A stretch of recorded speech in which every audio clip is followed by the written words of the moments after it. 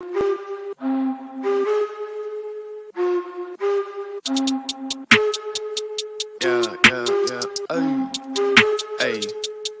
I said, excuse me, you don't understand where I'm at. I was all around the world, on span, across the map. I've been laying low and now it's time to pop up, bitch, I'm back. Now I'ma run it up. Snooze on the kid that you done or what? You better go get your numbers up. Now Ba.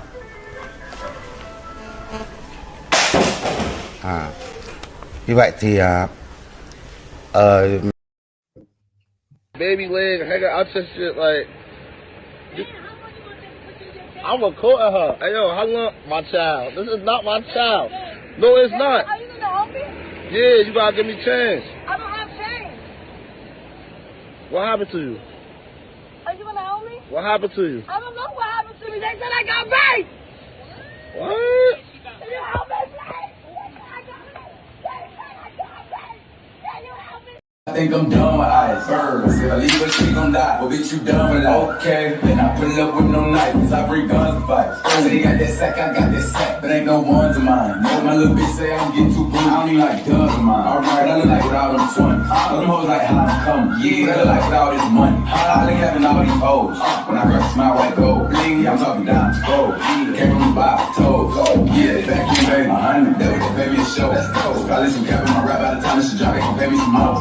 I still can go back to the steps and about to get up and play the stove and still hurt when I say that. My heart's so cold, I think I'm done with icebergs. If I leave her, she gon' die. Well, bitch, you done with life. Okay, I pull up with no knife, cause I bring guns to fight. There you go, folks. I think Raymond from Booze and Chill actually directed that video. You know, he orchestrated the play and directed and wrote the story, the script for that that video. You know, and right. I mean, and good job, man. I mean, honestly, that is that's Oscar worthy as far as I'm concerned. Yeah, I got to give a shout out to the writers and the producers. The guy in the toilet wasn't even supposed to be there, but it just worked out perfectly. Hey, you know what? Listen, as a secondary character, even though he didn't have any lines, he was very impactful. You know what I'm saying? Yeah. And before that, we had Coolio with a baby in his pants for some reason. Baby like chick. Yeah. That's did you produce that one too? Oh, most definitely. I was not expecting for him to be smuggling babies though. That's his thing. I did not want to fuck with that. You know, I just let him be himself. So, you know, whatever. Was that some kind of artistic move? The adding the baby leg coming out of the underwear deal or whatever? Or you know what? I'm just gonna let the artist be the artist. I'm not gonna get nobody's way. I don't want to be no artistic cock block or anything like that. So, you know, let him be him.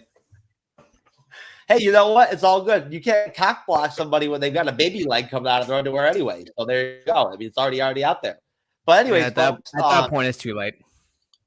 I want to point out that I will tighten my game up and actually create a legit Lord of the Rings, the Ring of Power intro by next Wednesday when we do the episode 2 review of the series and whatnot. I will make sure that I've got an actual legit intro for the series.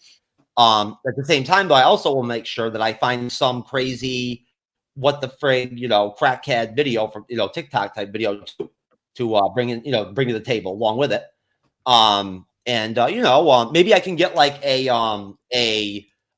teaser for the Eternals 2, you know, Chloe Zhao directed film that we're going to hopefully get at some point. But hats out to Chloe Zhao, our favorite director. Hope we're doing all right out there, Chloe.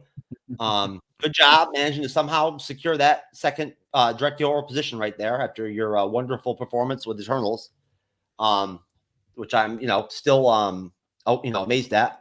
Either way, folks, MCU's Bleeding Edge YouTube channel and podcast. I am the humbled co-host of the MCU's Bleeding Edge, and we are, of course, now for quite a minute now live, bringing our live stream shows to Rumble, the platform Rumble. And our audience numbers are growing on our live stream, which is good to see. Nice to see you people on Rumble enjoying our shows. I'm sure at the end of the day, though, that it's all because of Cyberneticshark, my co-host and veteran YouTuber and content creator, that you're actually tuning in. You know, since he's the one that brings all of the professionality and looks and everything and whatnot and stardom to the show, you know, since he's becoming like quite the breakout like celebrity / movie star these days. But Cyberneticshark, my friend, what can you tell us about this whole thing you've got going on? As far as what is this? You have an opportunity to be what? You explain it. So I'm guessing you're talking about the Face of Horror. Is that what we're talking about, sir? Okay.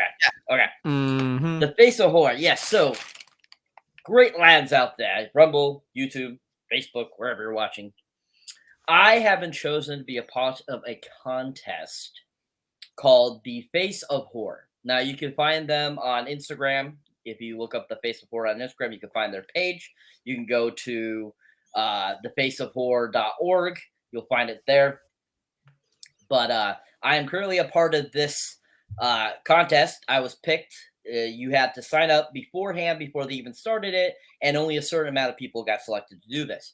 So basically what it is it's a contest to become the Face of Horror. And it's all done by voting. Whoever has the most votes at the very end of this contest will win the grand prize, which is $13,000. You will also get a 2-night stay in Buffalo Bill's house from Silence of the Lambs. You also get a walk-in role on an indie horror film and also a magazine spread with Kane Hodder himself, Mr. Jason Voorhees, from a few of the Friday the 13th films. You also might know him from, of course, the Hatchet films. And you get to do that. So that is what the grand prize is. So I'm currently playing in it. As you can see, I'm currently 4th in this round. There are 9 rounds completely to this Face of Horror. I do believe it's still open for people to enter if you want to. You just go to faceofhorror.org. You should be able to find out whether or not. But if you are interested, please follow the link that will be left in the description for you guys in this video and vote for me daily. You can daily vote for free once a day, every 24 hours. And then also there are a couple other options. There's, as you can see in the picture there that is being shown to you, the scare vote, which is where you can donate if you like to pediatric cancer awareness. And that money that you pay towards that will go towards that, but also it'll buy you votes to, you know, also help out. You don't have to do that, but if the free votes are fine, it's one a day. Otherwise, if you also put in either your Facebook information or your a type of card, either a credit card, a Visa, your debit card, you get 2 extra votes a day. So you have all those options. I'm just letting you guys know, if you guys want to vote, please go and vote the once a day. I'm happy with that, and I appreciate you guys if you do that. But that's what's going on with that. You lucky Excellent. bastard. That sounds awesome. I'm loving it. I'm loving it. I'm loving seeing Cyber having these opportunities and whatnot and everything. And hey, what's up, Jocelyn? How you doing? Good to see you, my friend. A blank message comment. Joss, what happened with your message, with your comment, hon? Is that like is that some kind of like code word or like are we doing sign language or some shit? I actually know a little sign language, so bring it on. I do too. Oh, you know what? Oh, geez. That, I guess, is actually an image of Brie Larson showing off her wonderfully curvaceous, voluminous behind. Really, I mean, you could see how impactful, the feminine form she's got going on there. The curvature there is really stark. It's intense. Obviously, she needed a buttonhole for Captain Marvel. I mean, I've got a better ass than that, to tell you the truth. I feel like that boom mic is like almost like being so rude because it's a lot more, exposes a lot more. Oh, well, Brie actually insisted on that mic because at first it was a white mic, and she didn't like it, so they made it black for Brie personally. For inclusivity purposes. Anyways, folks, hopefully you were not mentally you weren't mentally shattered by that picture of Brie. I'm hoping. It was not my intent to do that to you. Hopefully you did not experience permanent erectile dysfunction like I did personally on a podcast Odyssey with Jay Rent and Liz when she showed me a picture of Sigourney Weaver with a Brie, like a even worse than Brie image of like her with like a little 7-year-old child butt and whatnot and everything. That shit really shook me. I'm still recovering from that. I'm seeking medical attention to try to cure my my never-ending erectile dysfunction that I'm experiencing. That's okay. I'll be all right. But anyways, we are here to do. You know what? I apologize, Raymond. Let me really quick just point out that you're back, man. You're back on the bleeding edge. Like, we haven't had you in so long that even though you're here, I was like, I almost didn't know what to say. Raymond, of course, is the host of the Booze and Chill YouTube channel. And is it a podcast also or just a YouTube channel? YouTube. I just do live streaming in it. Okay, so you are doing your live stream shows under the Booze and Chill. Yes, sir. Okay. And now, Raymond, you actually do your live stream shows around the same time we do, usually. Booze and Chills are on Fridays. Everything I do is on Fridays. The ones I do Wednesdays also on my secondary channel. Oh, what is the secondary channel called? Lights, Camera, Review, and basically we pretty much do what you guys do. We review movies, TV shows, TV trailers, anything really motion picture or whatever worth talking about. So excellent. What have you been reviewing recently?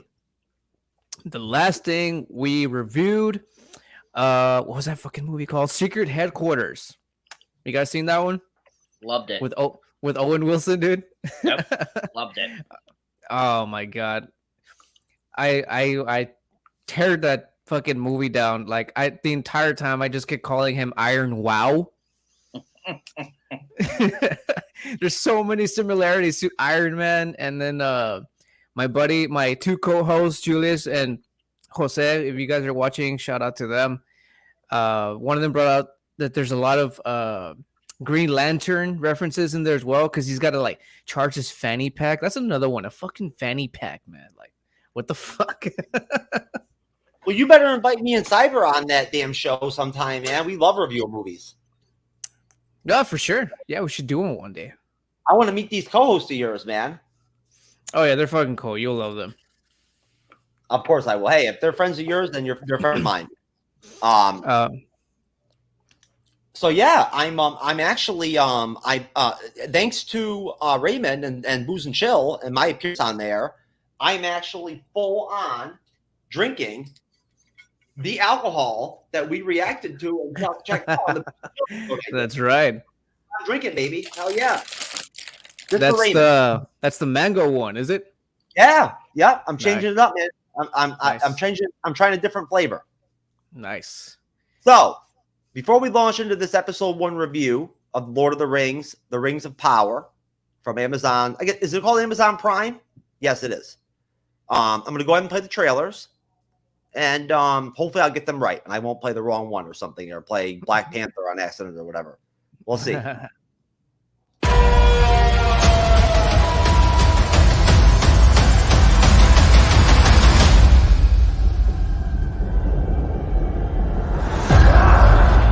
My brother gave his life hunting the enemy. His task is now mine. Speak your truth. You already know. Stand with me. Ours was no chance meeting. Not fate. Nor destiny. Ours was the work of something greater.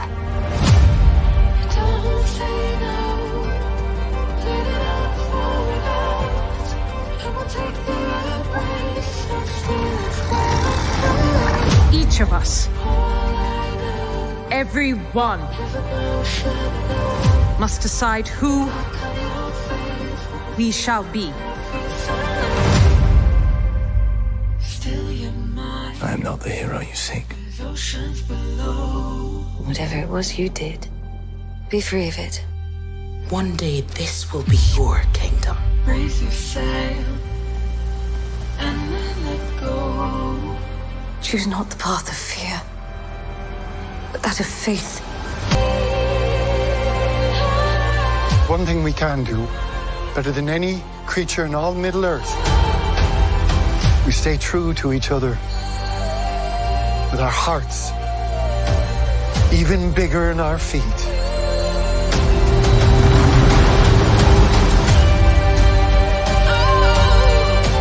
I can survive this. You and I.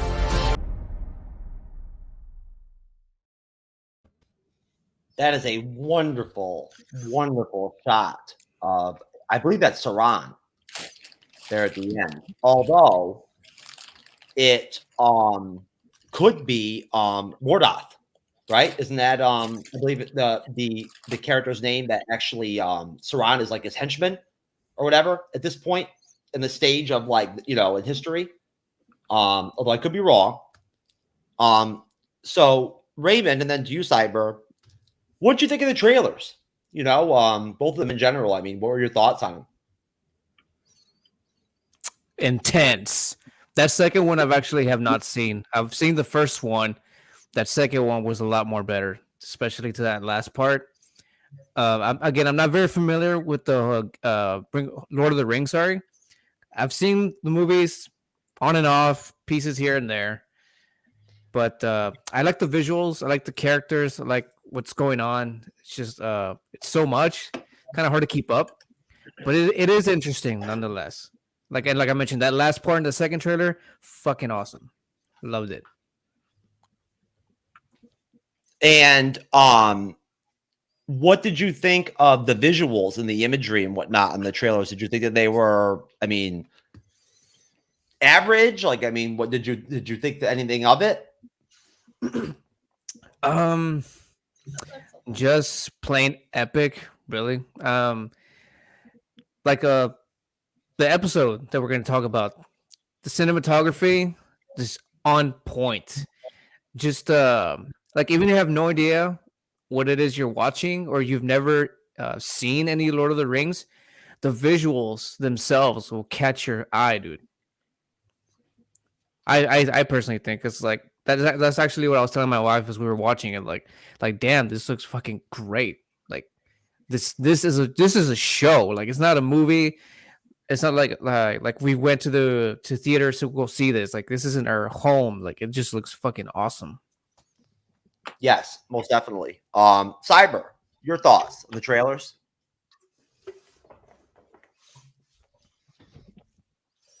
Cyber, can you hear me? He's stuck in this position. This is his celebrity like superstar pose, I think. A celebrity mugshot. Everyone's got one. Cyber, are younger you versions of who we younger versions of who what we are aware of, and in the Lord of the Rings films, if you've seen them, stuff like that. But overall, these trailers are just really well done. They're very enticing. They make you want to watch the show, and they were very well put together. I agree. Ditto. Yeah, and you know what? I mean, you tell me, Cyber.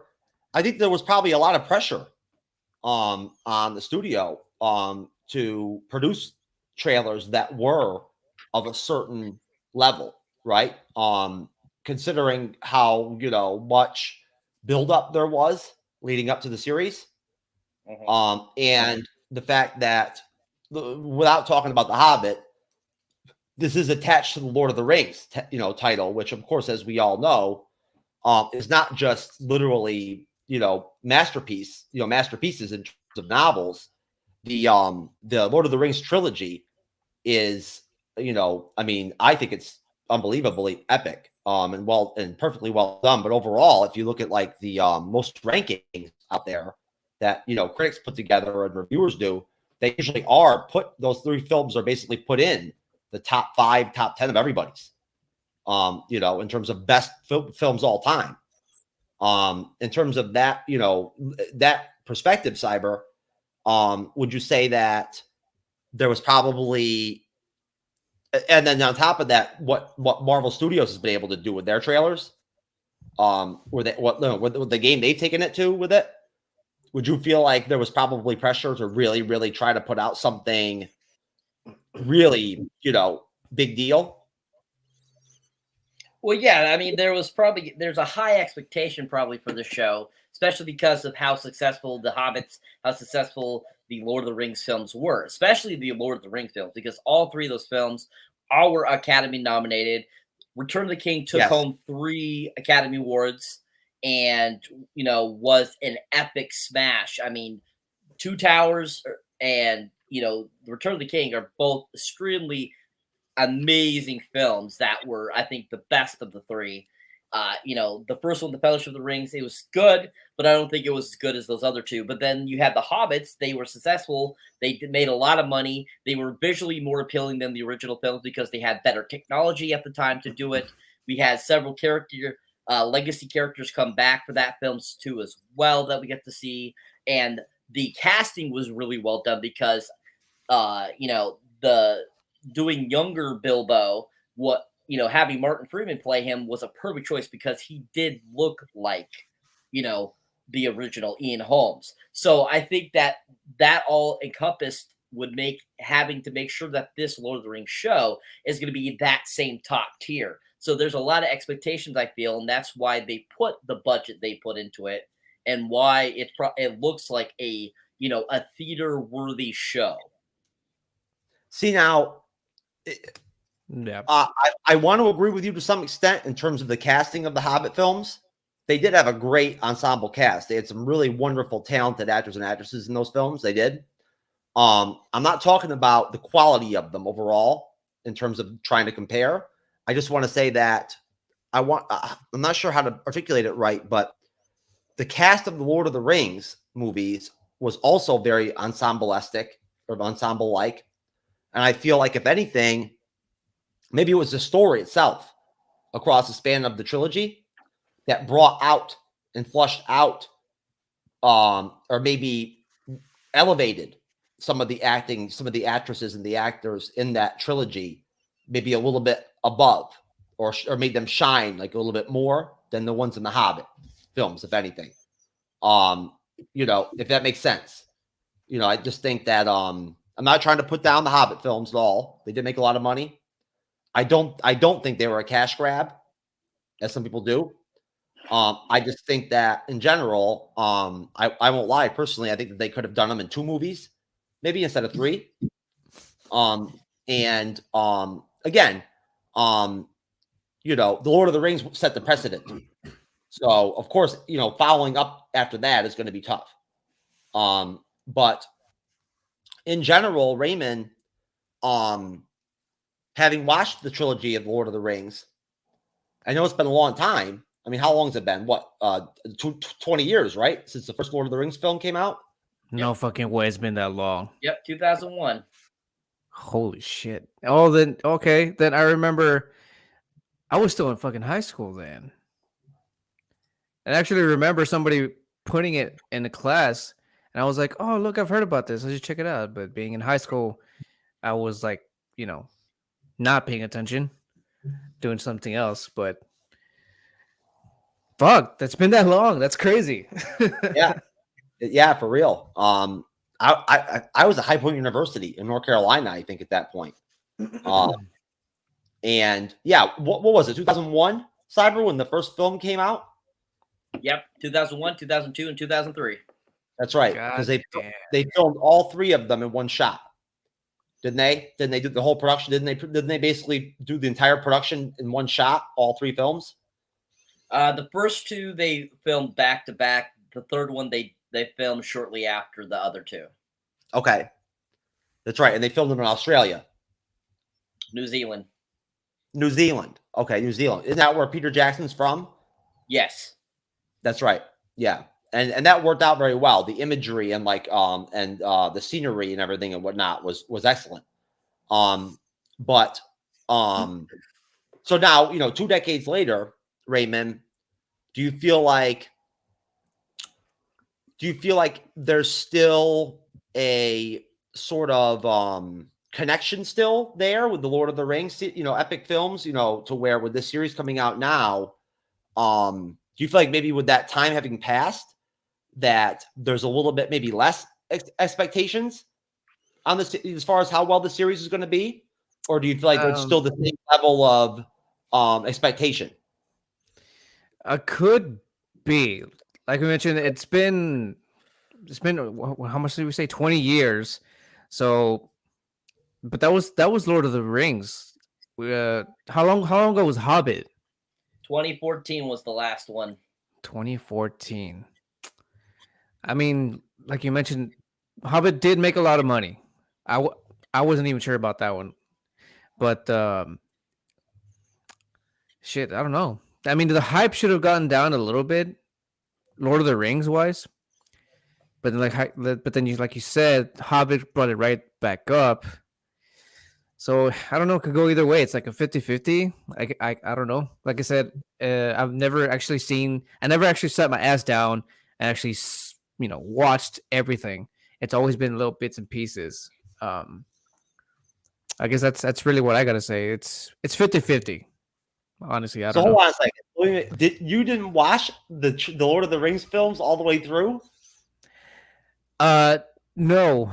It was The Walking, I guess. That's just kind of like, they lost me, I guess. To quote Randall Graves, who the fuck am I kidding? That they lost me there, man.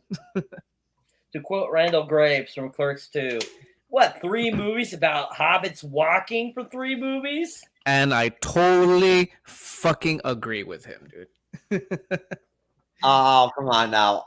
All right, hey, you know what? Your own. I mean, I think that I love Lord of the Rings, man. I can watch those movies any day. But what do you think, Cyber? What do you think of the expectation levels? I mean, I personally have not heard much in terms of feedback review wise so far after episode 1 and 2 came out. I don't really know what the public reception has been so far, as opposed to like House of Dragon, where obviously it's been so big. You may know a little bit more about it than I do, but what do you believe the audience expectations would be, or what could be at, or would be at after so much time? Well, I mean, honestly, it's going to still be pretty fresh. And, 8 years since the last Hobbit film, that's almost a decade. And so that's a long time, between films.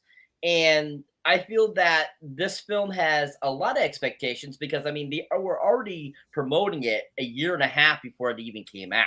So, I mean, that promotion usually is a sign of that this is something big that they really want people to encompass and want to watch. And so entice them to want to watch it too as well. So this is such a big production. I mean, looking at the cost of this film, it's already, each episode's around $1.5 million to produce each episode because of how much digital effects, how much costume department, all that kind of stuff, paying the actors and stuff like that cost to make this. I mean, this is like making an epic, like 3-hour-long film. So I think the expectations are very high for this, even though it's been 8 years since the last, Lord of the Rings type film, and, almost 20 years since the last actual Lord of the Rings film. Next year it'll be 20 years since the King, released it back in 2003. So we have, that expectation of how good those did, how financially well the Hobbits did. Now, the Hobbits, review-wise, were not as popular and as good as the original Lord of the Rings. Hands down, they were not. Because a lot of people thought that just like what Jeff, you were saying, how they could have condensed it into 2 movies instead of the 3 movies. Expanding the book. Yeah, dragging it out. A lot of people had that same complaint. I personally, I enjoyed that they spread it out through 3 films, gave us that extra information, gave us that extra stuff. visually, it was so appealing and pleasing. I didn't care what the story did. I was into the dragon, Smaug. He was amazing and stuff like that.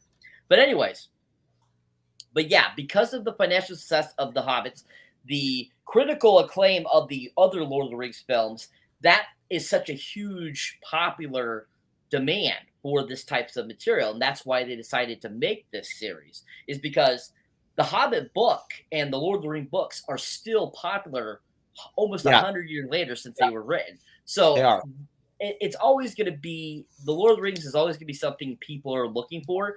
I don't know about movie-wise or TV show-wise, but definitely it's something that they have seen that this is a market and that it's going to be popular no matter when you put it out. So I still think there's a big demand for it, and I still think people are still going to rush to watch it. Who has read the Lord of the Rings books? I did back in the days. Anybody else read them? I read The Hobbit. No, that's nope. okay. It's all right. I had to read The Hobbit. The Hobbit was source material in English class. I think when I was in like 7th grade. So we read The Hobbit in class. I read the Lord of the Rings on my own, and now I haven't read them since. We're talking about when I was probably 12. And I'll tell you, man, at 12. Those 3 books were so good that I could not wait as I finished one to go right into the next one. You know what I mean? And pick it right up, pick up the story and get right into it. They were very impactful to me as literature. Very well done. And honestly, I feel like, and this is off topic a little bit, but the Lord of the Rings trilogy was very well done and very well authentic to the actual novels. They really were. They were very accurate in terms of what Tolkien put out in the books to the level that they could. It's never going to be perfect, right? But I'd like to think that the Tolkien family at least must have been happy with what they did overall with the films. I want to believe that J.R. Tolkien himself, when he was alive, was not a fan of the idea or the concept of anybody trying to produce any kind of TV or movie or anything version of any of that. I don't think that was really his deal. But either way, I feel like now, where does the $1 billion mark come in, Cyber? Is the $1 billion budget for the Amazon put out, is that for the entire 5 seasons? No, I mean, it's $1 million an episode. Okay, because I'm from multiple places, multiple sources. I've heard and read that Amazon is shelling out $1 billion altogether. Then it's all together. Yeah, I'm assuming it has to be all together, man. It can't be just for several episodes. No. I mean, that's way too much. Were you aware of the fact that they've already went ahead and greenlit 5 seasons of this? No. In fact, I wasn't even aware that it even fucking came out, to be honest with you. Oh, hey, there you go. Cyber, am I accurate in that? They greenlit 5 seasons? That I don't know. I'm looking it up. I have not heard that. I heard that it was greenlit for 2 seasons. I mean, for that much fucking money, they should do more, right? Yeah, it says Amazon bought the television rights for the Lord of the Rings for $250 million in 2017, and then they're saying they're making a 5-season production commitment worth at least $1 billion.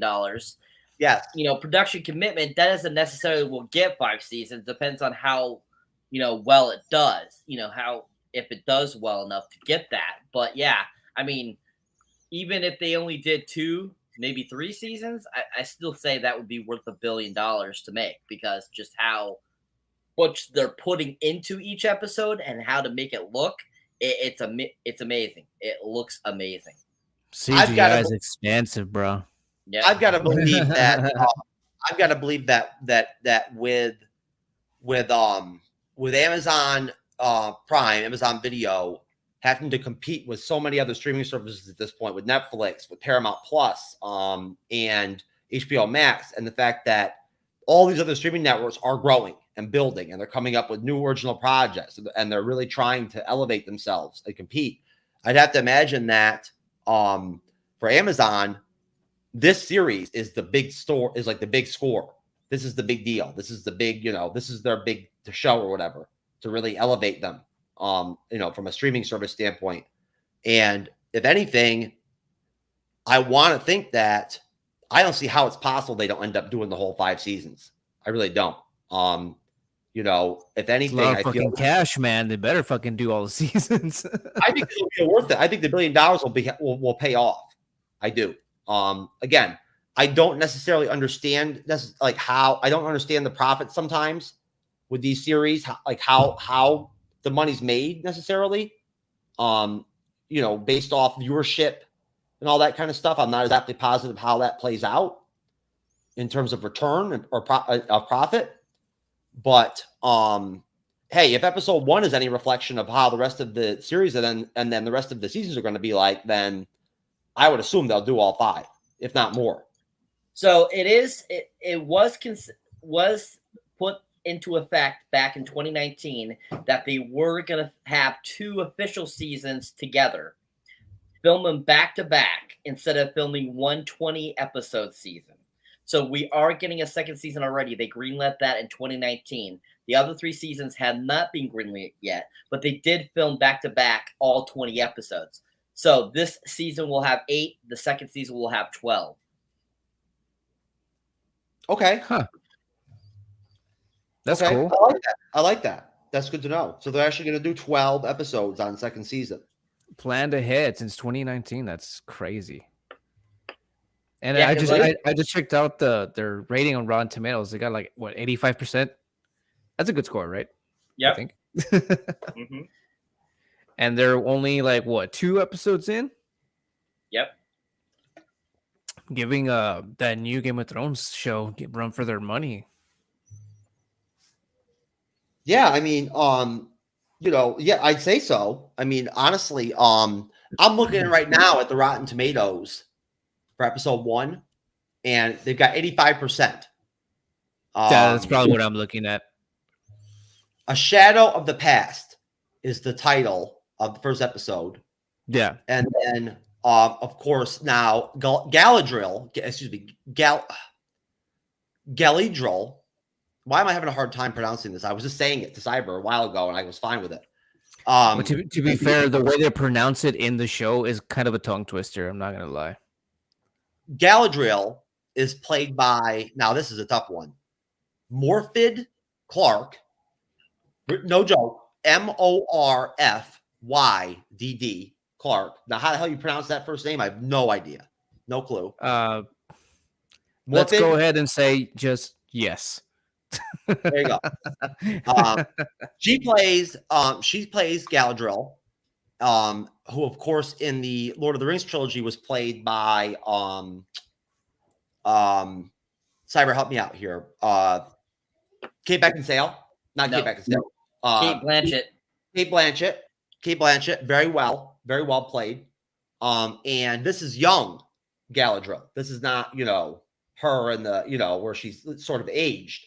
We also get a young version in this first episode of Elrond. Robert Aramayo plays young Elrond, which I thought was interesting. Nice twist. I didn't expect to see Elrond in the first episode. Nice to see him again. Way to bring back and revisit the past. Looks nothing like Hugo Weaving.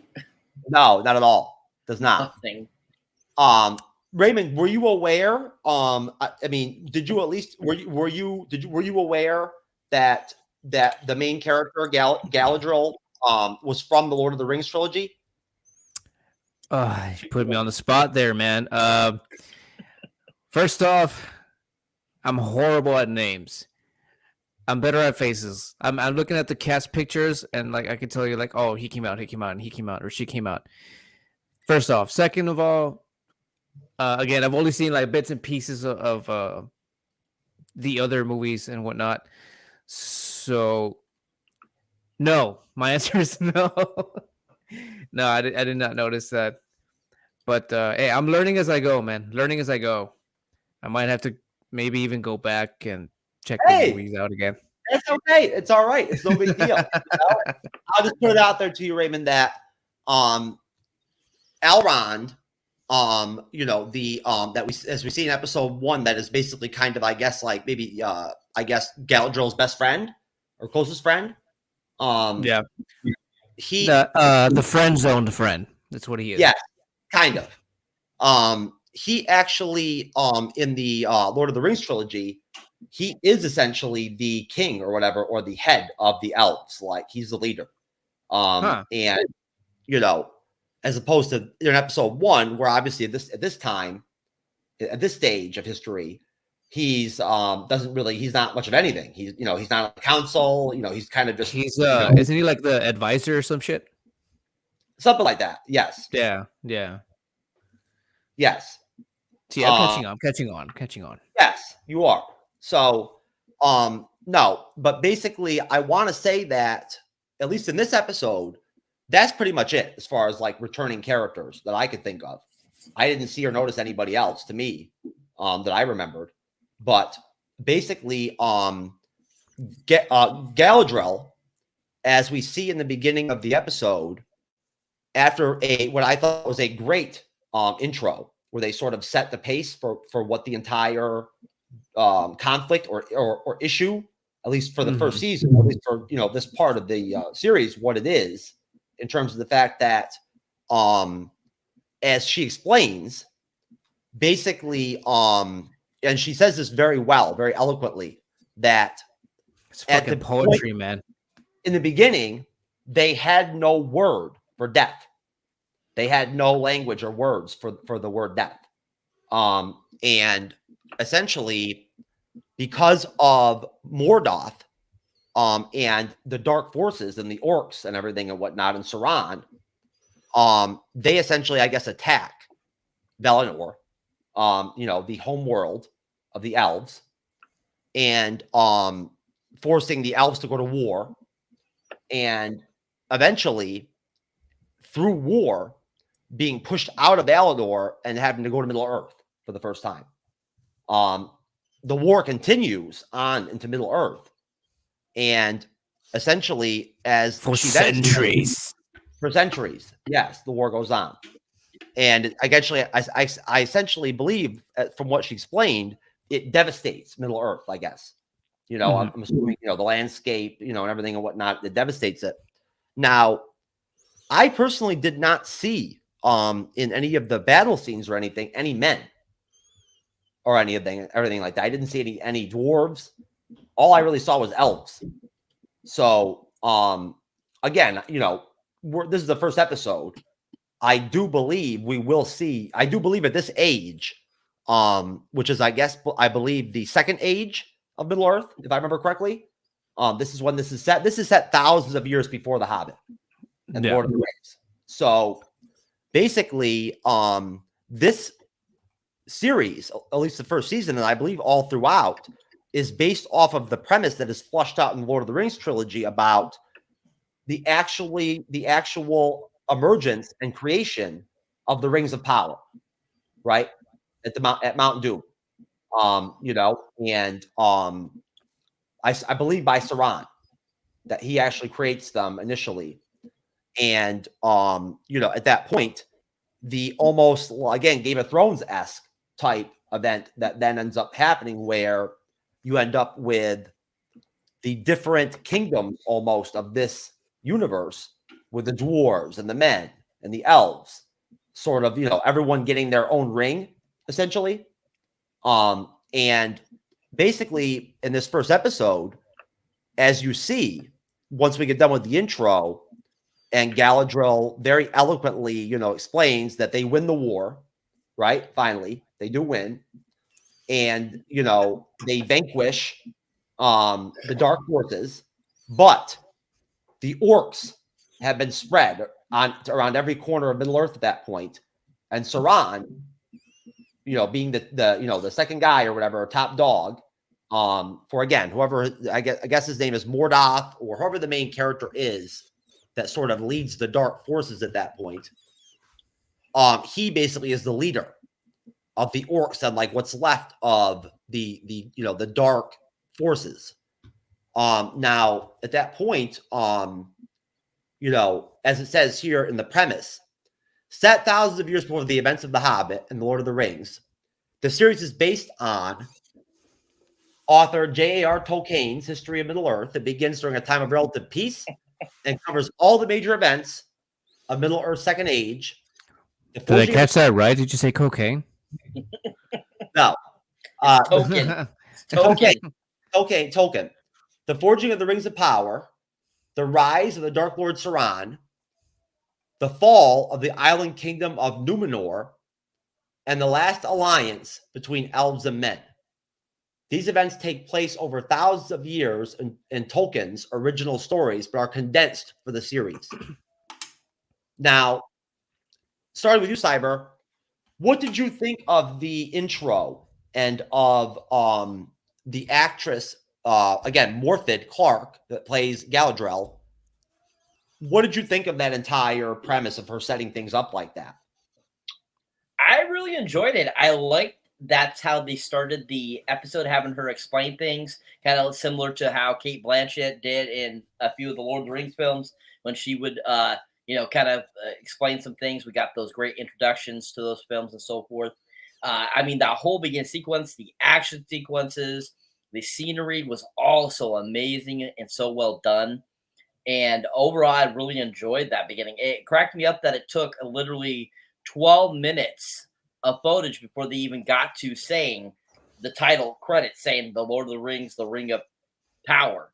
I think that is amazing that it was that epic that it draws you in to wait for that beginning credit. So I think that was really well done and executed by Amazon. Well said. What did you think, Raymond? Did you think that did you think that intro did a good job of explaining sort of like the premise or setup of episode 1 and of the conflict in the series? Again, was not sure what to expect. But like I mentioned earlier, it was it's very well written, very poetic, very beautiful, very elegant. Everything about it. I think it's set a very soft mood. And then as the episode progresses, it gets to that level where it's just getting so fucked up. That was my favorite part. Yeah, because the beginning part, it was good. Again, it was well written. But being that somebody who doesn't watch it very much, again, not sure what to expect. So I'm kind of like leaning towards, I guess, the action really. But again, the writing's really, really good. I will say that. Yeah, most definitely. I would agree. And I think that, what do you think, Cyber?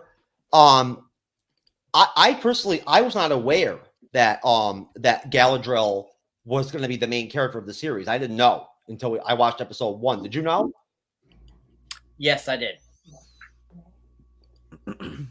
Yes, I when they first announced that they were making this and they showed like the first kind of like teaser trailer, and even in like articles online and stuff like that, they said that she was going to be the main character.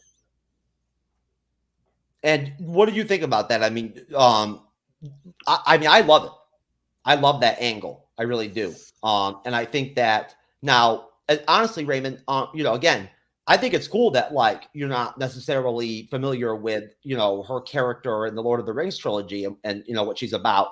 I will tell you that essentially in the Lord of the Rings trilogy, she has evolved and grown to a stature similar to Elrond, where essentially she is almost, I guess, the queen or like the princess or the head of a sect of the elves still on the earth that lives in the woods and like the woodlands.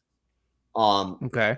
Is she Cyber? Is she basically the queen of that group of elves at that point? She was still young here. She was only like a couple hundred years old. So I think she was still getting into that kind of that position that we know her from in the Lord of the Ring films. I think she was more of like a general type of character, an army person basically for the elves, and she was kind of like ahead of that. I don't think she was officially. I think she might have been a princess, maybe, but not a queen or a or what she became in the Lord of the Rings films. I can see her as a princess. No, I mean, basically, yeah. I mean, basically, my point is, Raymond, is just that, you know, in the Lord of the Rings trilogy, she has really like elevated herself in stature in terms of like her presence and her place in the Elvish world or in their kingdom. And at that point where you see her now in episode 1, this is a younger version of her, even though she has, as Cyber said, been alive for hundreds of years still. I believe that the elves essentially are what do you call it? Immortal? They don't die. They're immortal. Yeah, I believe. You know, they don't even die from old age. I think the only way they can be killed is like in battle, or whatever, you know. But again, you know, I'm not trying to confine things to just like the beginning of the episode. Overall, across the span of episode 1, Raymond, did you enjoy Galadriel as the main character? She definitely shows some badassery, so that's really kind of reeled me in, because again, coming from somebody who doesn't really know or watch the show or whatnot, so again, that's really what's keeping me really in there. The fact that the brother got killed, and she has like this personal vendetta, and she feels like she has to take on the mantle and fucking hunt down the killer of her brother. That's awesome. To me, that's awesome.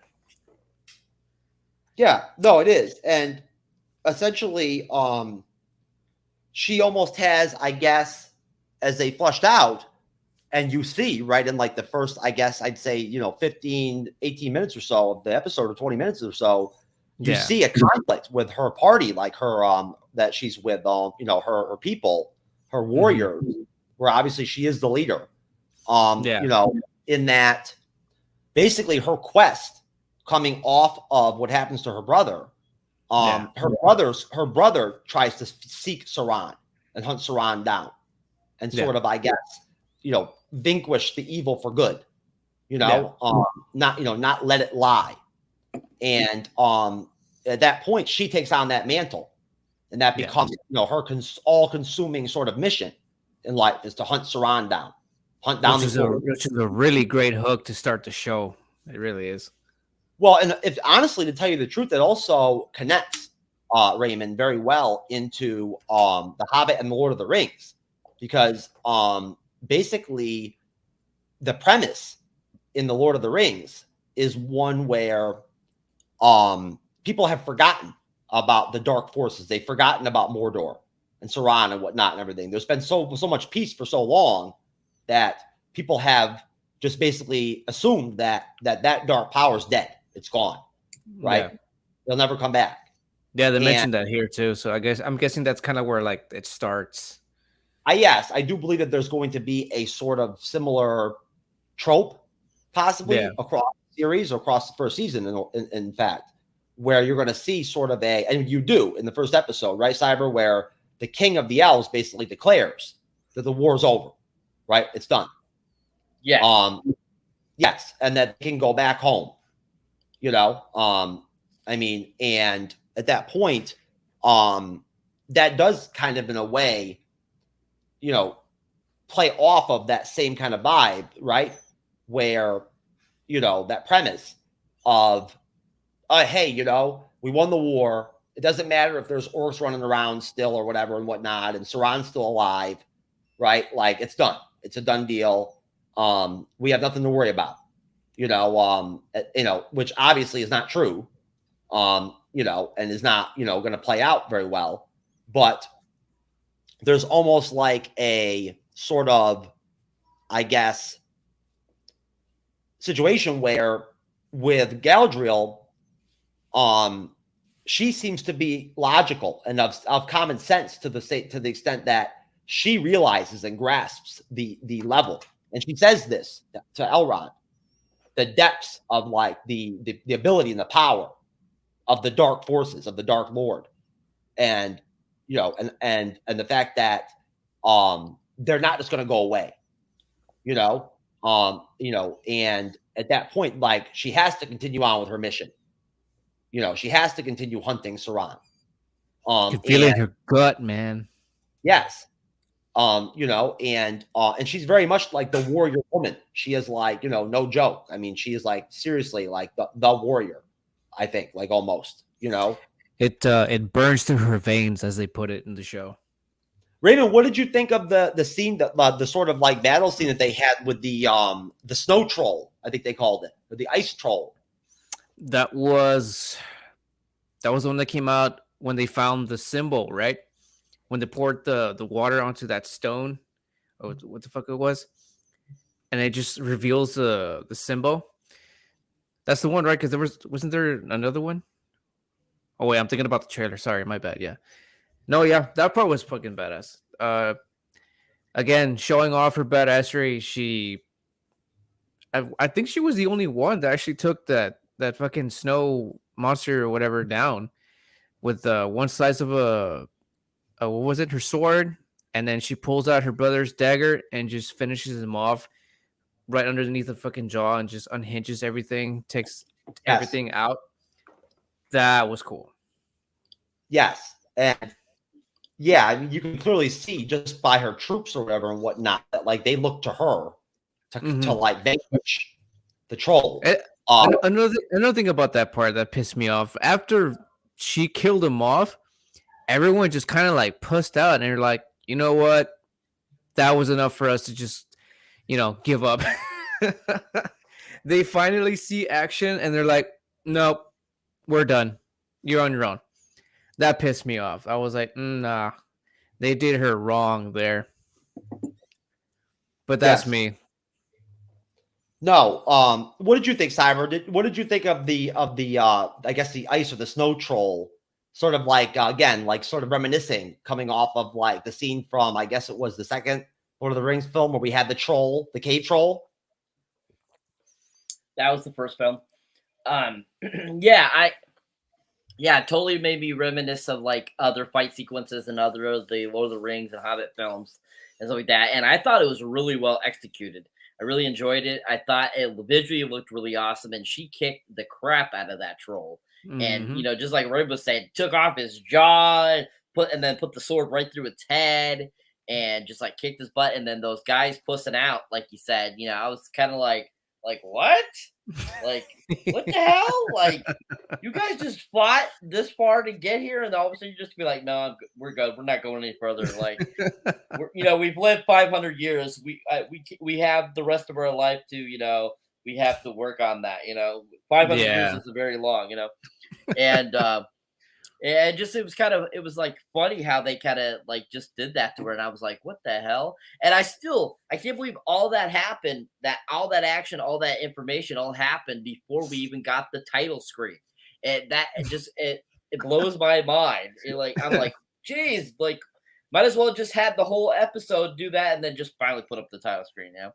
But yeah, that'd be pretty cool, actually. Really, really awesome sequence. I love it. I thought they did a really good job. Oh, I'm glad I'm not the only one who feels that way.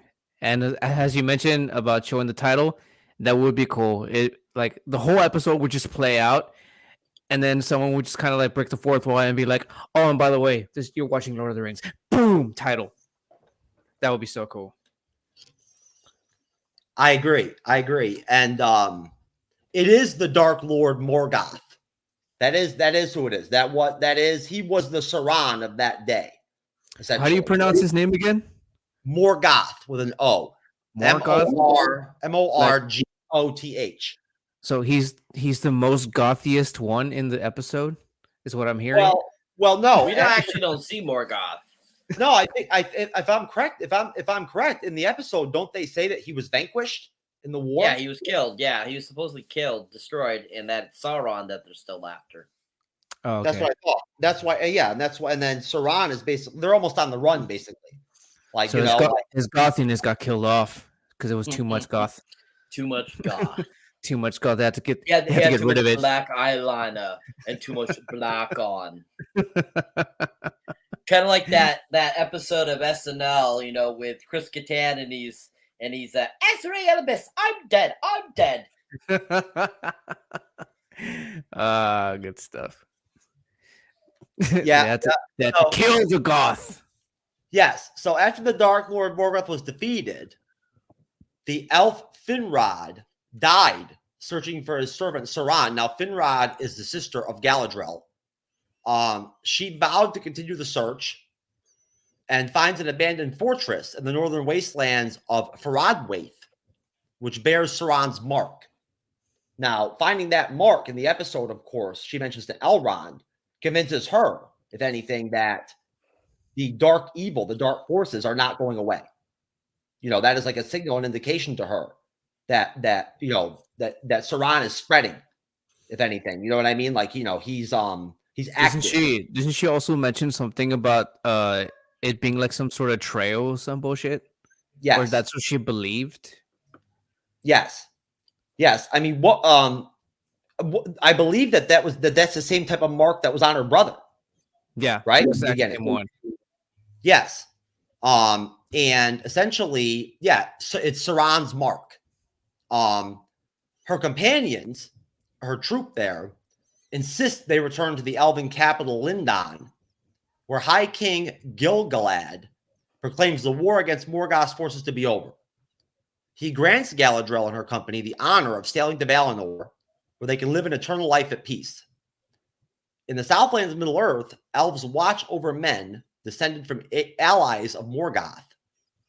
To disapproval of the others, the elf Arendor has developed a close relationship with the human healer Bronwyn. Together they discover that the village of Hordern has been destroyed, which we saw towards the end of the episode, basically. While Bronwyn's son, Theo, finds a broken sword bearing Saran's mark. Near Valinor, Galadriel chooses to turn back and continue to search for Saran, jumping from the ship into the sundering seas. At the same time, two curious Harfoots, Nori Brandyfoot and Poppy Proudfellow, discover a strange man inside a meteor crater. Poppy Proudfellow. Now, were those hobbits, Cyber? What? When? The Harfoots. Yes, those are hobbits. Yes. I guess that's just what that must be like the elvish word for them or something. Possibly. Were they the dudes carrying the giant moose fucking antlers or whatever? They were fucking moose antlers, weren't they? They were carrying. They look like fucking wings, but they're fucking moose antlers, or they look like moose antlers. I was confused at first when they first shifted the episode from Galadriel's quest, right, to the actual capital. And you first see the elves living there. I was actually confused a little bit. I thought those were hobbits for a minute. I did. Weren't they? No, they weren't. No, they're too tall to be hobbits. When you think about it, when I really looked at them for a minute, hobbits are shorter. So, and plus the elves have the ears. They have, they have a certain distinguishable look to their ears. The elves got the pointy ears, and then the what were the other ones again? The fucking shit. We were just talking about them. The short ones. The Harfoots. The Harfoots. You're sticking with Harfoot now, baby. Weren't they short? It's because there was no other race or whatever to actually compare them with, because it was just them roaming around in the woods or whatever. Well, honestly, I'm actually kind of surprised. I mean, my expectation going in was that honestly that the hobbits would probably really have no presence in the series, at least in the first season. I didn't really think they'd have any impact at all.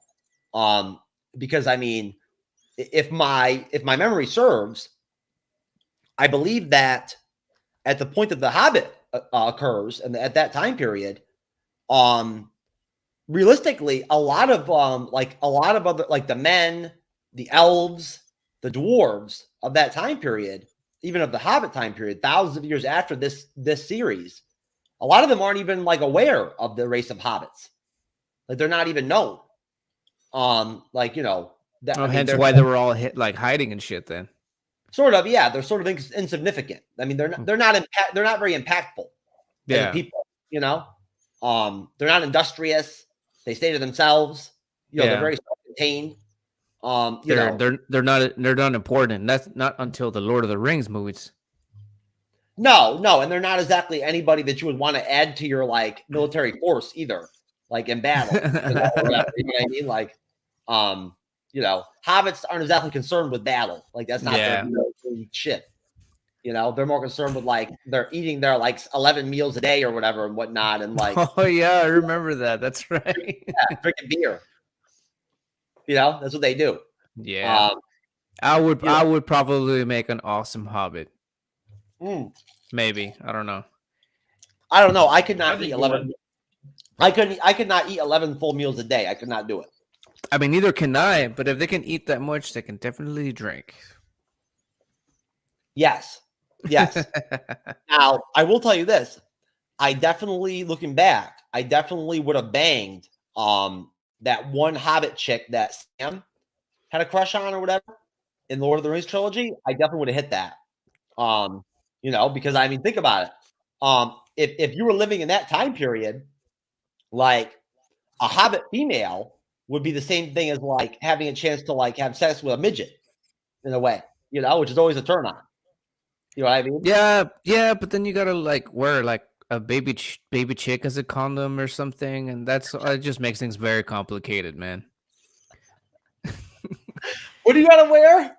Or a full-size chicken, depending on your size, right? If you're gifted or whatever.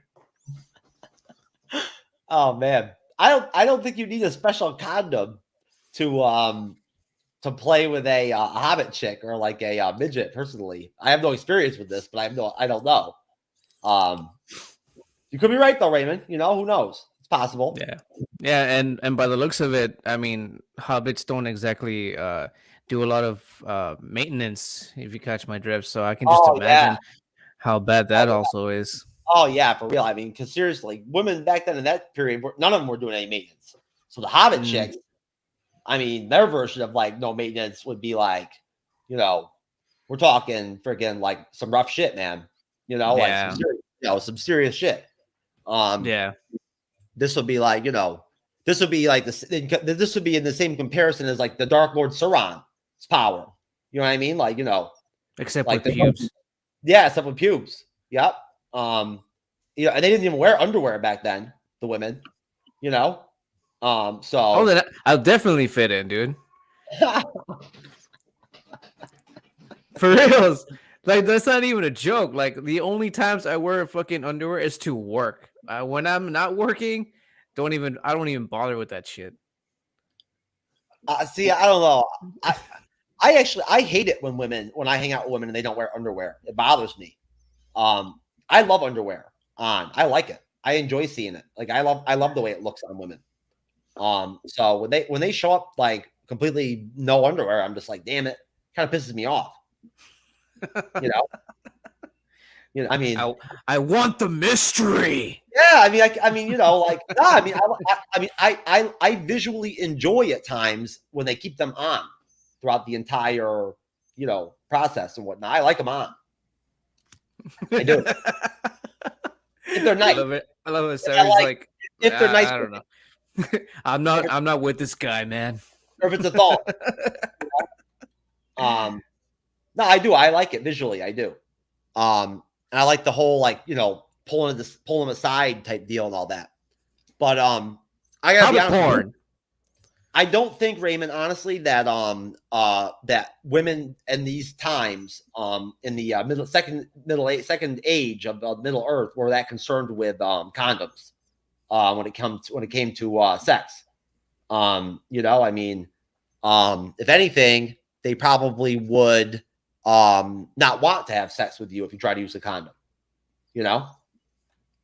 Yeah, just because sheepskin's really rough, man. Yeah, it really is. So you'd actually be better off back then. A lot of tangling involved. I'm telling you, man. No, I mean, hey, back in those days, you wanted to have as many children as possible. And that's one of the big differences between these type of shows and like the Lord of the Rings universe compared to like the Game of Thrones, House of the Dragon series and whatnot and everything. That's right. They're not afraid to show the authentic reality of the fact that back then every other child was like stillborn. You know what I mean? Yeah. You know, and like half the time when women would give birth, they die giving birth. Yeah. Like, you know what I mean? Like they show that, you know, in like in Lord of the Rings type shit, that doesn't happen. You know what I mean? Nah. Like, you know, it's not a possibility. You know, giving birth is always wonderful. But but no, as far as the episode goes, besides Galadriel, now I know that we're learning as we go here in terms of some of the characters' names and whatnot and everything. But Raymond, was there anybody personally that stood out to you? Was there anybody that you enjoyed or that you liked or you know, found interesting? What was he? He was an elf. Arendir. He was that one elf that walked into the, I'm gonna call it a bar because it was an old guy and he was like giving out drinks. That guy looked like he like knew what he was up to. Like he had like a purpose. Like even when that little shit came up to him, and what the fuck did he call him? Pointy something, calling him out that that your kind needs to let go of the past, and I don't know what the fuck. And the old man handing him his drink, slaps the fucking drink off his hand. I'm sorry, no, he catches his hand. He catches his hand. Are you talking about Arendir? Is that how you pronounce it? Yeah, that dude. Yeah, he seems to know what what's up. He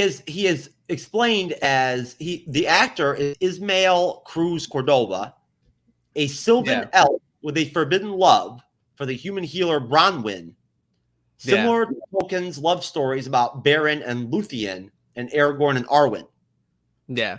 Oh, which leads me to my least favorite character, Theo. He is such a little shit. Dude, like for real, he already is being such a cockblock to his mom, man. Like he's like, she has eyes for this. Oh, what was his name again? Arendir. Yeah. And he's just being a little shit about it. Like so unnecessary. And then afterwards he's like has this little stash and he reveals that he's been hiding that sword with that symbol. Like he already is going to fuck shit up. Like I don't like him. Maybe not because he's got that, but because he's being a little shit about it. Maybe he's concerned about the crossbreeding and whatnot and all that, and like all and. Oh yeah, they made that clear that he's a little racist about the elves. Well, yeah, I mean, even in like Lord of the Rings trilogy, like it's very clear and evident that like there's a lot of disdain. Especially from the elf standpoint, the elves are not too fond of the other races. Yeah, I don't think they ever have been. Also, he was also friends with that other dick from the bar scene or whatever. Yeah, no, I mean it makes sense. You tell me, Cyber. It makes sense to me. It would make sense that that the elves would consider themselves almost, I guess, like elite, right, or above the other races of the Middle Earth. I mean, maybe because of the fact that they live forever.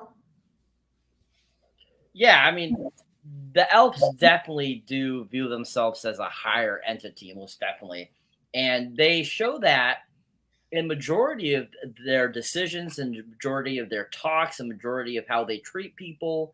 They always think of themselves as being these, great and most powerful thing because they lived so long, most definitely.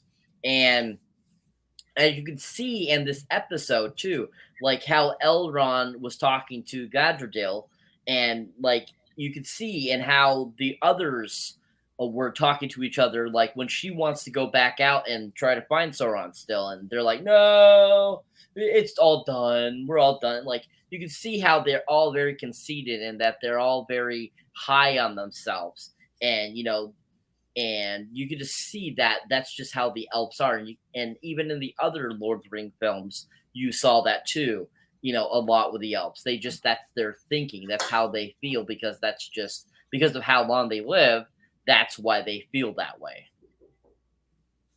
Yes, and besides that, they also, like, I mean, as much as they are sort of condescending at times and arrogant here and there, they're also very ethical. You know, like they're very ethical. They're not built in a way where they're not greedy, right? Like they do not strive for wealth or for personal success or anything like that and whatnot, as opposed to like men, right? Or dwarves, where they're driven by emotion and by passion and by riches and like jewels and wealth and power. The elves are sort of almost not perfect, but almost they're ethically basically I guess they're as ethical as you possibly can be during this time period. You know what I mean? Like they're not affected by these emotions, these passions and desires for personal wealth and grandeur. They don't think that way, you know, and that seems to be widespread across the elves. Like that's how they are. They're very big into peace and harmony and treating the land well and whatnot and everything, and like, you know, the animals well and getting along with everybody in a way. And looking sparkly. Yes. They don't like seeing other races raping the land for its resources and things of that nature and whatnot and everything. You know, they're not fond of, like, you know, they're essentially almost like the global warming crowd of that time, like, you know, the fear mongering, you know, global warming types of that time. Or like if they're like Captain Planet if he was an elf. Yes, exactly. Captain Planet would fit right in. Yeah, he would. Yeah, he's our hero. Yeah, take pollution down to zero. If anything, Raymond, you know, you should have talked to Amazon. They should have put Captain Planet in the series. You know, yeah, they should have. Why the fuck not? I mean, he's shinier than they are. He is. Yeah, I mean, you know, it definitely would have been an interesting twist to see Captain Planet up in that bitch. Or that stupid fucking vampire. What was it? Twilight? Edward Twilight. Cullen? Yep. Fuck that guy. Oh, you mean Robert Pattinson? Yeah, I loved him. Surprisingly, I loved him in the Batman. But don't fuck with the horror, dude. Don't touch the horror. Yo, I've never watched exactly what he did. I don't care. You can't pay me enough money to watch one of those damn movies. I unfortunately had to sit down and watch him because the wife was into them, or is into them. But whatever. Okay, we got something interesting going on here. From the comment section, Invictus Antithesis. Sorry about that, Invictus. I apologize. I do as contradictive as this is, since I just bought these new glasses, I actually had to lower them. No way they said that in the show. When Sauron, you misspelled Sauron, by the way, Invictus, and Gandalf kissed and said, "You shall not come," I burst into tears and cheered. Okay, well, you know what? You know, honestly, Invictus, for the Bleeding Edge, that comment fits right in. You know, so thank you. Doesn't that fall under like some BDSM stuff? Hey, it's all I know is we love engagement, and that is definitely if you're gonna have a Bleeding Edge style comment, that's it. You know, I mean, seriously, you shall not come. That's probably how it's it should have put it that way. You shall not come. It's like right up there. You shall not pass, except you shall not come. That's what it's coming not from. Today, sir. I didn't think about that at first. That's well, no, look at that too again, because it doesn't say shall, it says shall. Shall, that's true. You shall not. You shall. That's funny, man. I don't remember. I don't remember Gandalf and Sauron kissing at any point. Though, like, I don't remember when that happened. I don't know. And make this. Maybe you watched a extra scene, deleted scene version that I didn't see on like the Blu-ray of the Lord of the Rings movie or something. I don't know. I personally only buy the regular DVDs still. I'm old school, so I'm fine, and I stick with the original straight DVDs. I don't need all that Blu-ray extra shit type crap. Oh, dude.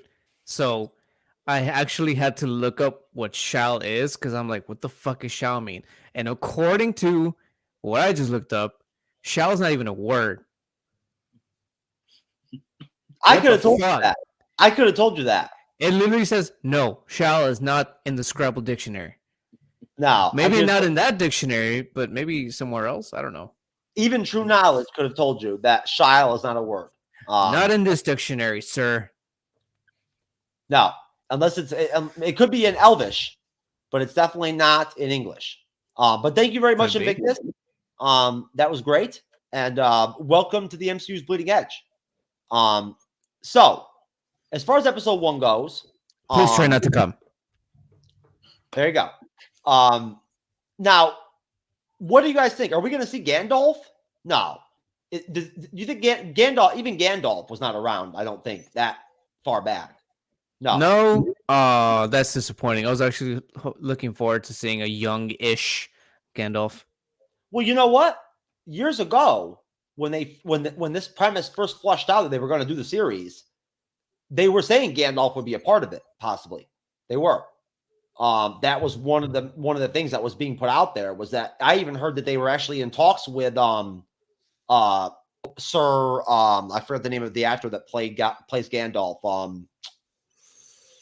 I'd heard. Go ahead, Raymond. It's gonna kill me now. I have to look his ass up now. Cyber knows. I know what. Ian McKellen. The name. It totally did not sound like that's what you were asking, so that's why I was like, "What are you asking?" Weren't there even rumors back years ago that they actually were even talking to him contractually about bringing him in to the series? I mean, over the years, they had talked about bringing him back as Gandalf in some sort of series. I don't know if it was pertaining to this series, but definitely there was talks for bringing him back in some sort of capacity in something Lord of the Rings related.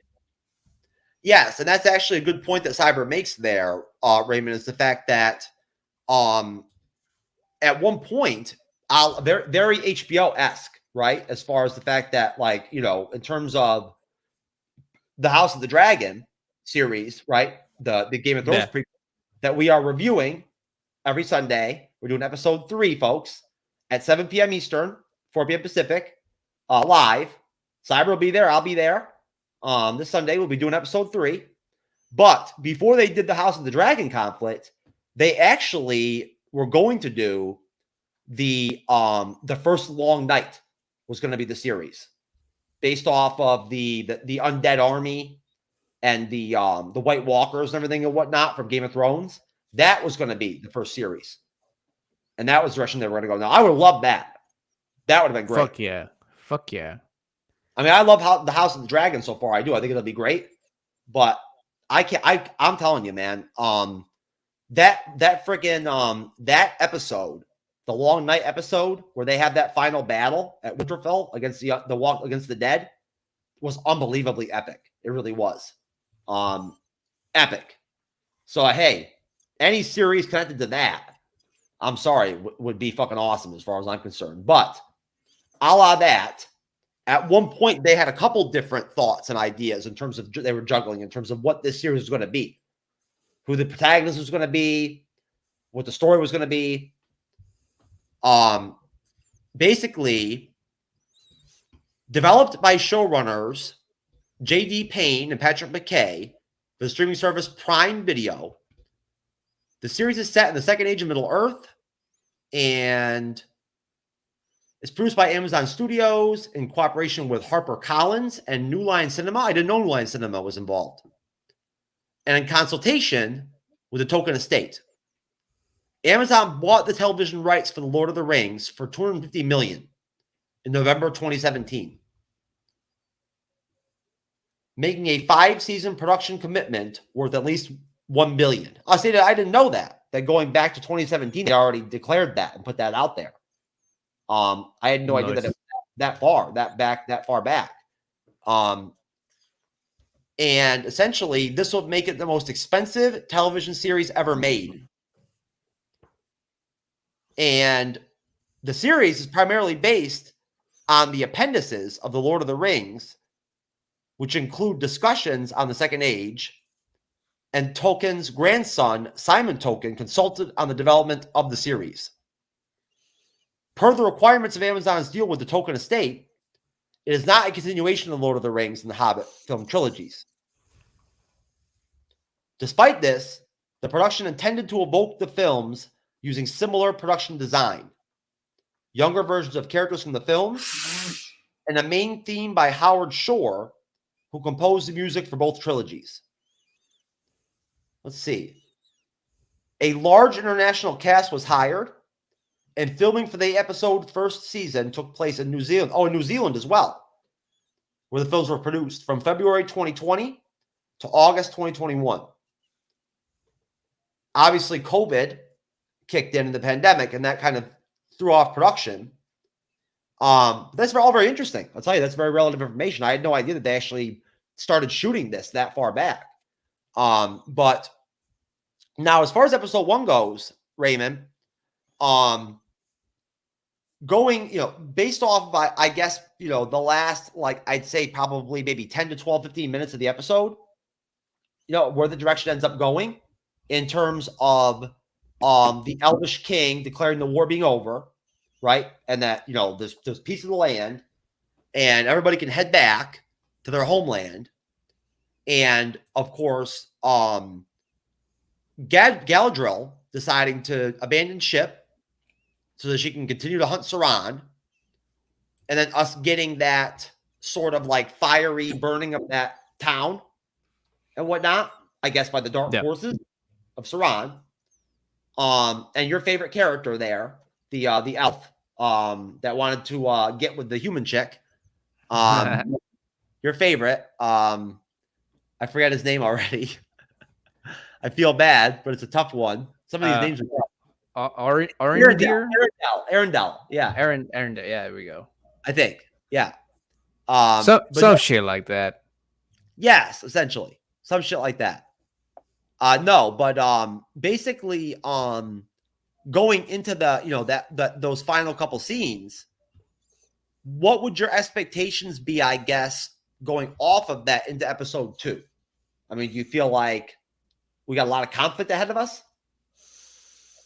The last part of the episode, I was kind of under this weird impression that the king, what the fuck was his name? Gil-galad, kind of sent these elf soldiers to their death on purpose. Is that kind of what happened, or am I am I missing this? I think the king is just naive in a way. Okay, so he didn't do that intentionally then. I don't think so. No. Okay, because I was under the impression that he himself is behind something, and he was just and he was a part of something. What the fuck was that bad guy we were just talking about? Morgoth. Sauron, sorry. Morgoth just stuck more. No, he's actually Raymond. He's actually a lot more like Viserys in House of the Dragon, in that he really just wants peace, right? You know what I mean? Oh, okay. And regardless of what Galadriel is saying, he doesn't care.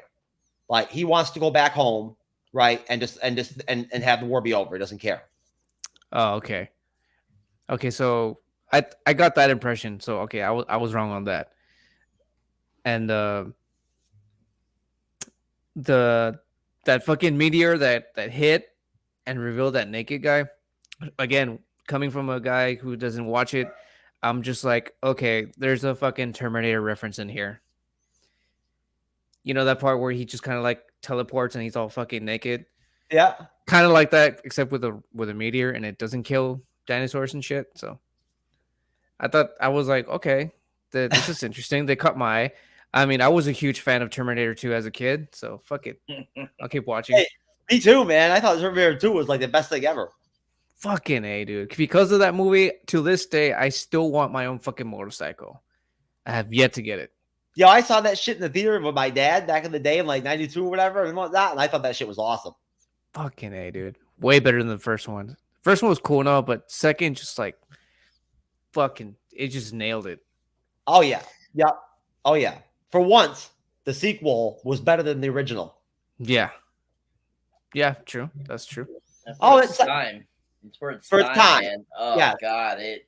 The technology in it was just amazing. The CGI You're right. I mean, Cameron waiting almost, 10 years to make it, that was a wise choice because he would have never been able to have made the T-1000 in the 80s. So, going from 84 to 91, that was a smart choice. Yeah. Yes. And you know what? I think that's important for Cyber to mention that. I think that it was wrong of me to say that. There really is you're talking about a big time gap in between the first Terminator and Terminator 2. A lot changed from a standpoint of what they could do visually and from a standpoint of digital effects and whatnot and everything. When they did the first Terminator film, they made the best of what they could do. They did. Yeah. And honestly, for its own, for what it is, for what they had to work with, there are parts of the first Terminator film that there's a fear, that you get on Terminator. Like he's scary as fuck in that film at a level where I don't think that same theme or that same feeling is there in T2. It's just not. No. James Patrick or whatever his name is that played the T-1000 in T2. Mm-hmm. He did not instill that same threat level or that same fear that Arnold did as a Terminator. That's true. But he was good though. Much more intense. Yes, he was very calculative, calculated and direct about things. And hey, for that time, also to this day, is still the best T-1000 ever. Yes, and the whole liquid metal concept at that time was freaking like totally new. Yeah, I mean, nowadays it's whatever. But so Cyber, what are your thoughts? What do you think? I love the first half or so, or like I'd say the first maybe 2/3 of the first episode. The final couple scenes I thought were I guess interesting, I guess, or whatever. But at the same time didn't really do a lot for me.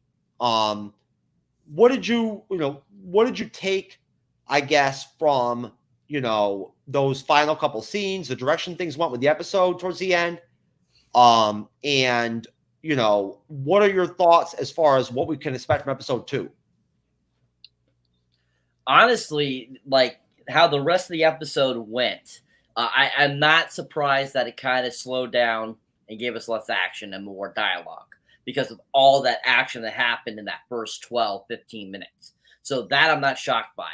I didn't mind it. I thought it was some interesting stuff. I mean, how it ended was really, interesting, showing Galadriel, basically having like that vision going on, and all of a sudden ending up in the lake or ocean, wherever she landed. And then all of a sudden that guy all of a sudden popping up into a crater naked. And so like, that was really cool.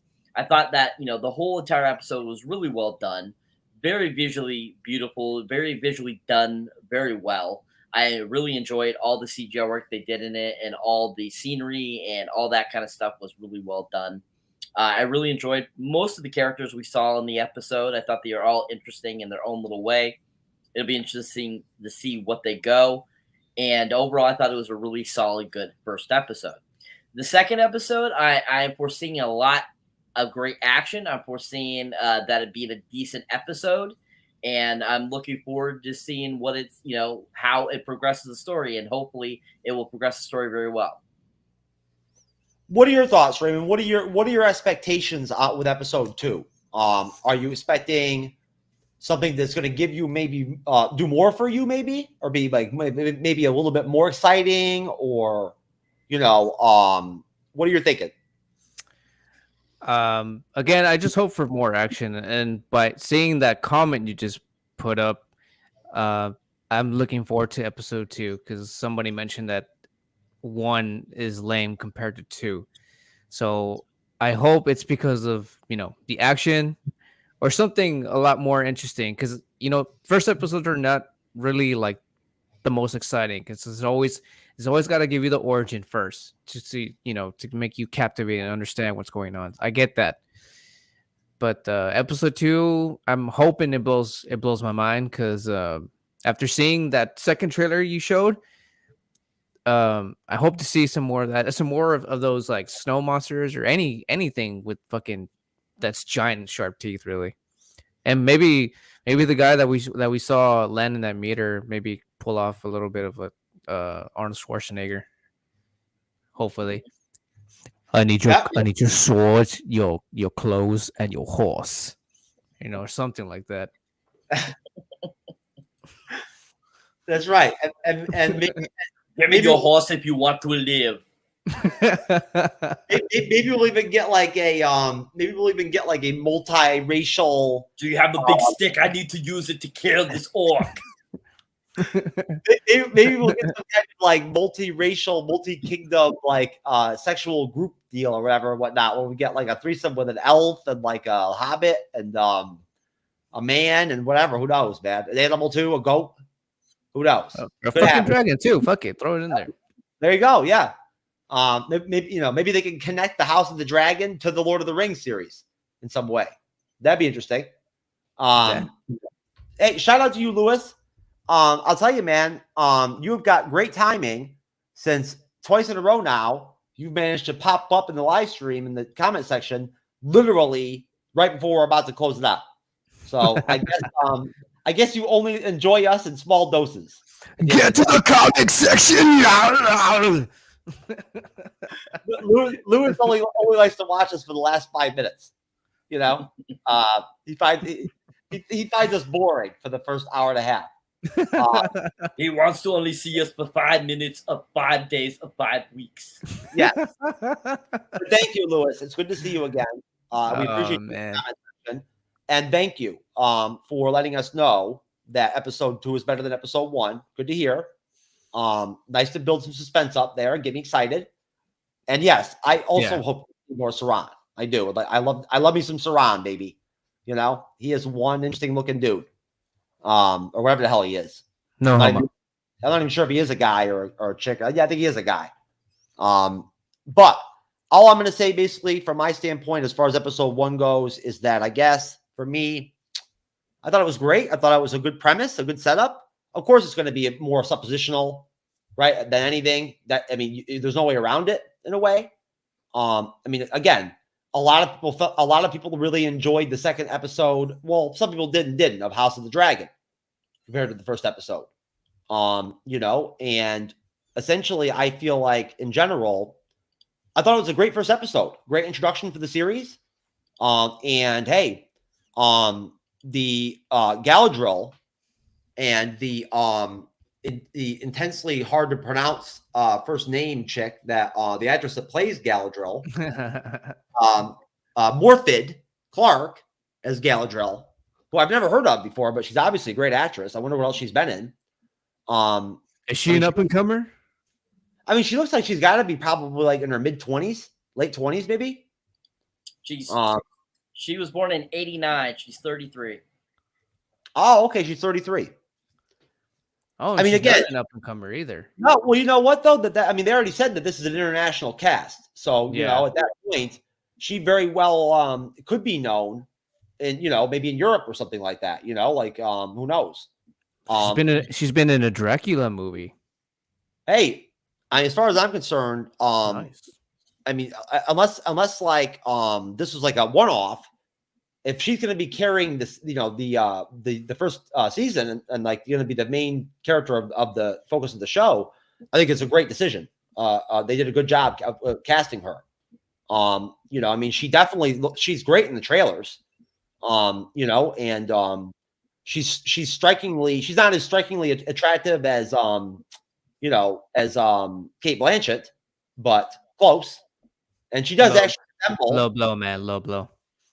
I think it was a great first episode. And it does not surprise me that episode 2 would probably be more interesting or more fun or exciting. I'd give it a out of 10 stars, worst to best. I'd say it's probably I'd give it like an 8, a solid 8. I think. You know, what do you think? What do you think, Raymond? Give me a number. Number. Again, you have to keep in mind that this is coming from somebody who's not very familiar. So I'm probably going to have to go with... Wait, what was your number again? I'm going with a solid 8. 8. I'm going to go ahead and say 14. 14? I mean, sure. Let's go with that. Okay. Hey, they're making up words in the show. Why can't I fucking make up shit? Fuck. What was that word? Shire or shile? Shile? What the fuck does that? What the fuck does that even mean? Shit. It's not even in that certain dictionary. I think you should make it your word, Raymond. That should become your shit right there. No Shile. shit. It's perfect. Shile. What do you think, Cyber? What's your rating? What's your score? I give it a solid 9. I think it was very well done. I thought it was a really great epic first episode, and I have a lot of high hopes for it, and hopefully it'll be really good, and as the episodes go on, it'll get better and better, and make a really solid entry into the Lord of the Rings series. So into that franchise. So I'm looking forward to it. Solid 9. Hey, you know what? I think Cyber that was perfect. I think Cyber basically gave me something to work with in terms of closing the show out right there. That was perfect. I think I'm optimistic too. I want to see the series do well. I want to see this first season do well. I don't care if Amazon. I mean, I'm not really whatever with Amazon, but I'm happy that they decided to do it. Right? They jumped in the game and they went ahead and decided to at least do it. So I got to give them credit for that. And they invested money into it to produce it. So, hats off to them. But overall, I'm optimistic too. I love the Lord of the Rings. I love this universe. I love this whole Middle Earth. I love this whole, this whole deal, this whole genre. And I'm highly optimistic. And hey, if they do 5 seasons, that's 5 seasons of episodes that we can review together. And jam out. It'll be fun. It'll be a nice long, relationship between us and the series. But I guess, folks, that probably would be our wrap up for our episode 2 review. And as always, we evolve from review to review, from episode to episode, so you can expect us to improve and get better as we go. And at that point, I just want to go ahead and thank Raymond for coming on and joining us. And I want to thank you for having me. Yes, and I want to point out for Raymond that now he can go ahead and mention his second channel, but you can check him out on the Booze and Chill YouTube channel. He's on TikTok, right? TikTok, Twitter, Instagram, Facebook. That's right. I am all over the place. All over the place, man. Just like your boy Elrond or whatever and whatnot in the episode, man. He's getting around. So Booze and Chill, I've been on there. Raymond basically reacts and talks about alcohol, different brands of alcohol, different types, new types of drinks and stuff and whatnot. Very informative, right? He's a very classy, careful drinker. He's very safe. He doesn't drink to intoxication during his shows. So, he's very on point with that. Now, please enlighten us and tell us about your Friday show, Raymond. Fridays? You're talking about second channel, right? Yes. Second channel, we do lives on Wednesdays. Today it just happened to not work out, but we didn't really have anything planned. But like I mentioned earlier, we review movies, TV shows, anything really worth talking about that's falls under the category of motion picture. Any video, YouTube videos, maybe. We haven't done one of those yet. But that's what we do there. Every now and again, I'll do one on my own. Last one I did was on what was it? Terrifier 2.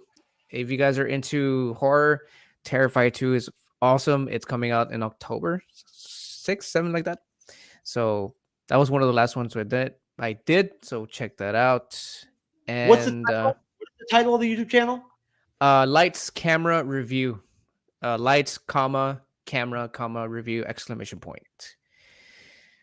That name just happened to it was put to vote, and people were like, "Oh, that one sounds cool," because lights, camera, action. Except you replaced it with review, whatever. It's like, oh, okay, fine. Well, I'll use that. So that's how that name came about. Hey, I like your logo. Thank you. Did not take long to make. But yeah, check that out there. Again, we do lives Wednesdays. It might change. I'm not sure yet. But yeah, you can find us there live on Wednesdays talking about whatever it is that we decide on talking about.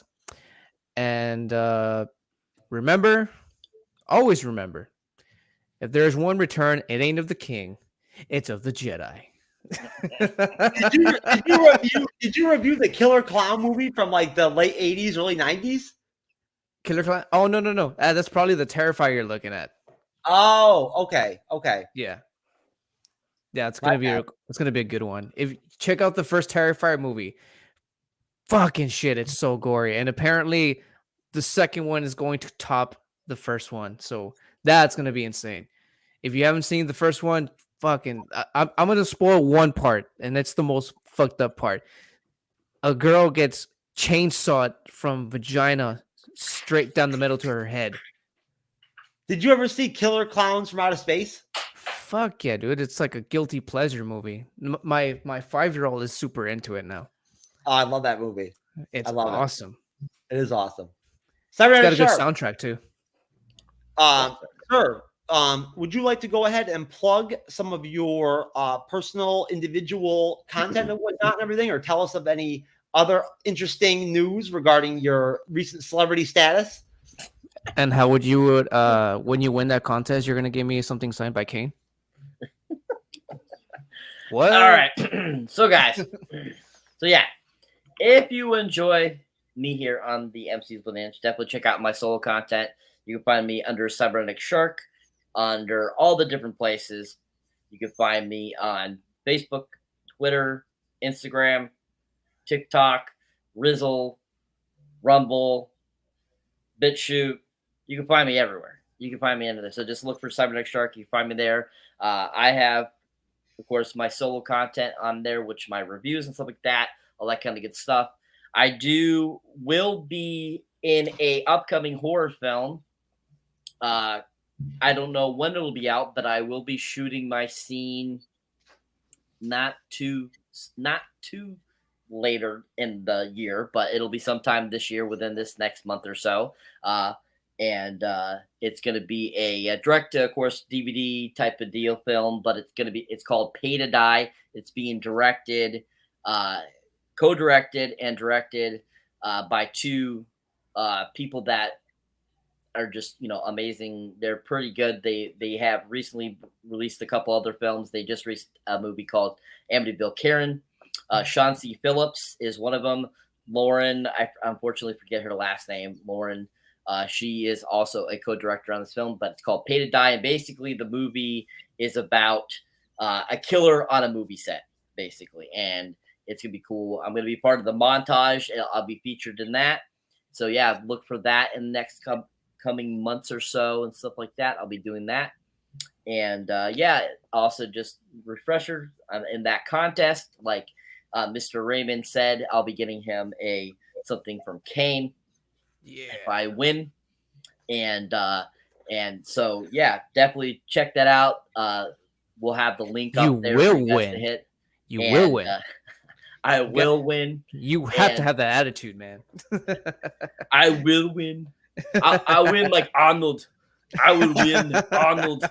But yeah, definitely check that out. The Face of Horror The link will be in the description, guys, for you guys to check out and go vote. You can vote once a day for free.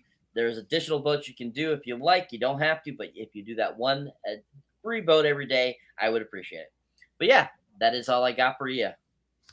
Well, folks, Friday evening, we'll be doing She-Hulk episode 4 review. And Cyberneticshark will be moderating the show. Hopefully, if my ass can actually get my shit together for once, we can actually start at 9:35 p.m. Eastern instead of 9:50 or whatever the hell I'm going to try. But it should be good. It should be informative. It should be fun and interesting. She-Hulk's been pretty good so far. I certainly have enjoyed it. I know Cyber's liked it. Hey, overall, again, like I said, on Sunday, we're actually gonna get Cyber all week. He's gonna be on the Sunday show too, making a 3rd appearance this week on the House of the Dragon episode 3 review. So that'll be fun. Besides that, I've actually been invited by a young lady to actually participate on her OnlyFans channel on video. Do some action with her. I'm not deciding. Oh no. Yeah, I've decided yet whether or not I want to take things to that level or not. But we're gonna be seeing your asshole. Well, on there. I mean, I don't know about my asshole. You'll definitely see something. But no, if I do go on there and whatnot, if I do decide to participate, I will do it. I will be doing it as representing the Bleeding Edge. I'll make sure that I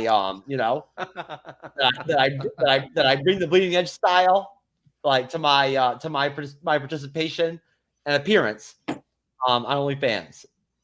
But please remember, try not to come. Hey, I'll make sure that I wear my Ronin costume for my appearance.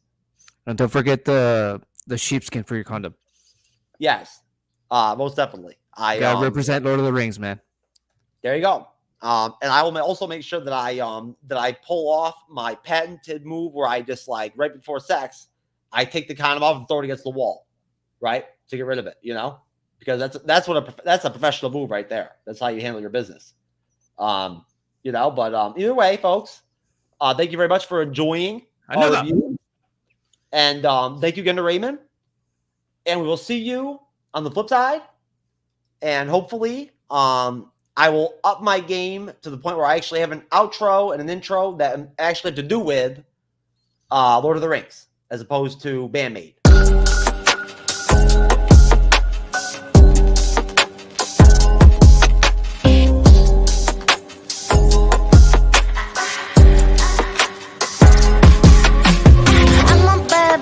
Every day of the week. If I hop up on the mic, they gon' play it on repeat. Cash 100 milli check, I get paid just to breathe. Kill it 24/7, cause I slay in my sleep. Flames pipe down.